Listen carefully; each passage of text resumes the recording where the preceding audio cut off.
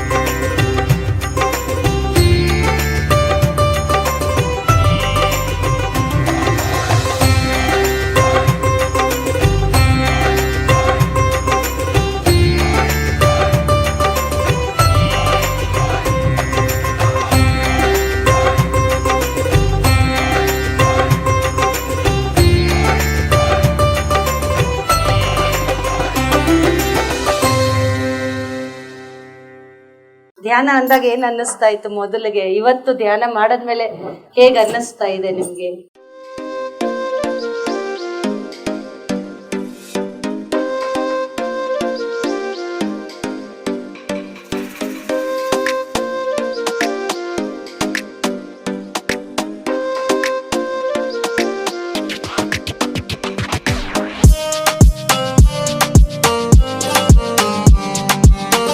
ಇಲ್ಲಿ ಇವತ್ತು 17ನೇ ತಿಂಗಳ ಮನೆ ಧ್ಯಾನ ಸಕ್ಸಸ್ಫುಲ್ ಆಗಿ ಕಂಪ್ಲೀಟ್ ಮಾಡಿದ್ದೀವಿ.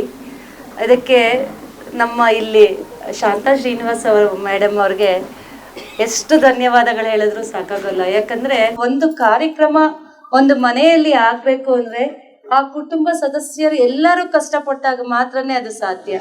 ಇವತ್ತಿಲ್ಲಿ ನಡೆಯಿರುವಂತಹ ಈ ಅದ್ಭುತವಾದ ಕಾರ್ಯಕ್ರಮ ನಾನು ಕನಸು ಮನಸ್ಸಲ್ಲೂ ನೆನೆಸಿರಲಿಲ್ಲ ಮಾಸ್ಟರ್ಸ್. ಇದು ನಾನು ಇನ್ನೂ 1-2 ತಿಂಗಳು ಬಿಟ್ಟು ಈ ಕಾರ್ಯಕ್ರಮ ಮಾಡಬೇಕು ಅಂತ ನಾನು ಮನಸ್ಸಲ್ಲಿ ಅಂದ್ಕೊಂಡಿದ್ದೆ. ಆದರೆ ಗುರುಗಳು ಇಲ್ಲೇನು ಪ್ರೋಸೆಸ್ ಮಾಡಬೇಕಾಗಿತ್ತು, ಏನು ನಡಿಬೇಕು ಅವ್ರಿಗೆ ಗೊತ್ತಿದೆ. ಅದಕ್ಕೆ ಅವರೇ ಅದು ನಾನು ಮಾತಲ್ಲಿ ಯಾರಿಗೂ ನಿಜವಾಗ್ಲೂ ಹೇಳೋಕ್ಕಾಗಲ್ಲ. ಅಂಥ ಅದ್ಭುತವಾದ ಒಂದು ಎಕ್ಸ್ಪೀರಿಯೆನ್ಸ್ ಅದು ನನಗೆ ಇವತ್ತಿಲ್ಲಿ ನಡೆದಿರೋವಂಥದ್ದು. ಇದು ನಾನು ಅನ್ನೋ ದೇಹ ಇಲ್ಲಿದೆ ಅಷ್ಟೇ, ನಿಮ್ಮ ಮೂಲಕವಾಗಿ ನೋಡೋದಕ್ಕೆ, ಮನೆ ತೋರಿಸೋದಕ್ಕೆ. ಧ್ಯಾನ ಒಂದೇ ಆಧ್ಯಾತ್ಮಿಕ ಜೀವನ, ಹೌದಾ? ಈ ಜೀವನ ಎಲ್ಲ ದೇವರು ಧ್ಯಾನ ಮಾಡಿ ದೇವರಾಗಿದ್ದಾರೆ. ನಾವು ದೇವರಾಗಬೇಕಂದ್ರೆ ಏನು ಮಾಡಬೇಕು? ಧ್ಯಾನ ಮಾಡಬೇಕು. ಧ್ಯಾನ ಮಾಡಿದ್ರೆ ದೇವರಾಗ್ತೀವಿ, ಧ್ಯಾನ ಹೇಳ್ಕೊಟ್ರೆ ಋಷಿಗಳಾಗ್ತೀವಿ. ದುಡ್ಡು ಬೇಕು, ಆಧ್ಯಾತ್ಮಿಕ ಜೀವನಕ್ಕೆ ಸಮಯ ಬೇಕು. ಈ ಧ್ಯಾನ ಮಾಡಿದ್ದರೆ ಏನು ಲಾಭ? ದೇಹಕ್ಕೆ ಆರೋಗ್ಯ, ಮನಸ್ಸಿಗೆ ನೆಮ್ಮದಿ, ಬುದ್ಧಿಗೆ ಜ್ಞಾನ, ಆತ್ಮದ ಶಕ್ತಿ, ಈ ಸರ್ವಾತ್ಮಗೆ ಆನಂದ. ಉಸಿರಿರೋ ದಿನ ಯಾವತ್ತು ಉಸಿರಿಲ್ಲ ಅಂದ್ರೆ ಅವತ್ತು ಬಿಟ್ಟು ಬಿಡ್ರಿ. ಯಾಕೆ ಧ್ಯಾನ ಮಾಡ್ಬೇಕು ಏನ್ ಬೇಕು? ಉಸಿರು ಬೇಕು. ಉಸಿರಿಲ್ಲ, ಕತೆ ಮುಗೀತು, ಇನ್ನು ಧ್ಯಾನ ಬೇಕಾಗಿಲ್ಲ.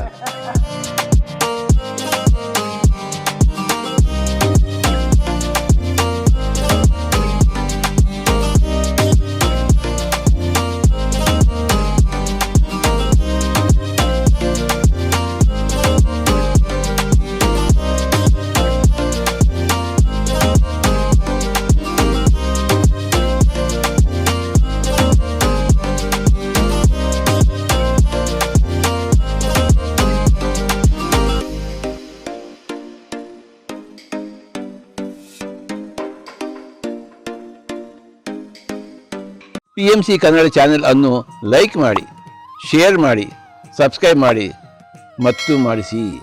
ಎಲ್ಲರಿಗೂ ಧನ್ಯವಾದಗಳು.